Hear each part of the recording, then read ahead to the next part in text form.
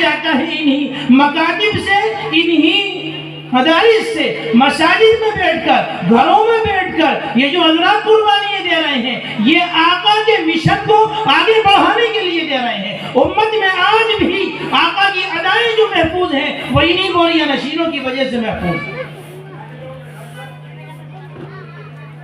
بزرگان محترم، بہت بیداری کے ساتھ میں اس بات کو سمجھنے کی ضرورت ہے کہ اگر ہم باعزت بننا چاہتے ہیں، باوقار بننا چاہتے ہیں، ہم چاہتے ہیں کہ ہماری قدر ہو، ہم چاہتے ہیں کہ ہم باعزت شہری بن کر زندگی گزاریں، تو آقا کے دامن سے وابستہ ہوئے بغیر کسی شخص کی یہ تمنا پوری نہیں ہو سکتی، کبھی بھی نہیں ہو سکتی۔ نہ دور اول میں کبھی پوری ہوئی ہے، نہ دور آخر میں کبھی پوری ہوگی۔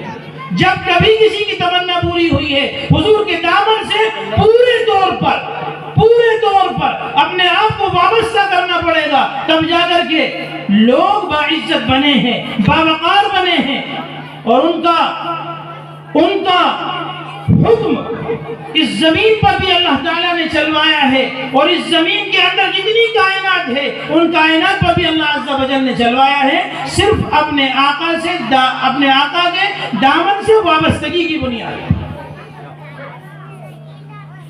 یہ مکاتب جو ہیں یہ معمولی نہ سمجھیں، صرف اس وجہ سے انہیں عزت کی نگاہوں سے دیکھیں، صرف اس وجہ سے ان مکاتب کی خدمت کریں کہ یہ ہمارے آقا کے مشن کو آگے بڑھا رہے ہیں، آقا کی ادائیں یہاں سکھائی جا رہی ہیں، آقا کے طریقے یہاں سکھائے جا رہے ہیں، آقا کے فرامین یہاں بچوں کو سمجھائے جا رہے ہیں۔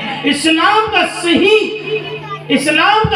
اسٹرکچر ان بچوں کے سامنے رکھا جا رہا ہے جو نبی اکرم صلی اللہ علیہ وسلم کو محبوب تھا۔ تو 3 باتیں میں نے آپ کے سامنے عرض کی، ان 3 باتوں کو ذہن میں رکھیں، میں اپنی بات ختم کرتا ہوں۔ نمبر 1، نبی اکرم صلی اللہ علیہ وسلم کا ادب۔ نمبر 2، نبی اکرم صلی اللہ علیہ وسلم سے محبت۔ اور نمبر 3، نبی اکرم صلی اللہ علیہ وسلم کی اطاعت، فرما برداری۔ جس کسی میں پہلی 2 باتیں پیدا ہو جائیں گی، اگر اس میں آقا کا ادب آ جائے گا اور اس میں آقا سے محبت پیدا ہو جائے گی، یہ 2 باتیں خود اس شخص کو مجبور کر دیں گی اس بات پر کہ وہ آقا کے فرمان کے علاوہ کسی اور کے فرمان کو قبول نہیں کرے گا۔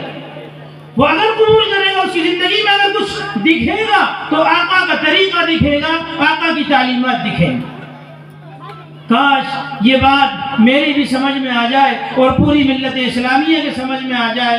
اس مکتب فیضان منیر کے اس اجلاس سے ہم سب یہ سبق لے کر کے اٹھیں کہ انشاءاللہ العزیز ان بچوں کو جو باتیں سکھائی جا رہی ہیں، ان کی زندگی میں اسے ہمیشہ کے لیے لاگو کرنے کی کوشش کریں گے، اور اپنی زندگیوں میں بھی انشاءاللہ ہم عمل پیرا ہوں گے، تبھی ہم آقا کے جانثار و فداکار کہلائیں گے۔ اللہ ہم سب کو اپنی ذات عالی سے، اپنے نبی کی ذات عالی سے، اور اس دین الہی سے، اس دین مستقیم سے، اس محبوب دین سے جو ہے پورے طور پر ٹوٹ کر قربان ہونے والا بنا دے۔ سچی پکی محبت اللہ ہم سب کو نصیب فرما دے۔ وآخر دعوانا ان الحمدللہ رب العالمین۔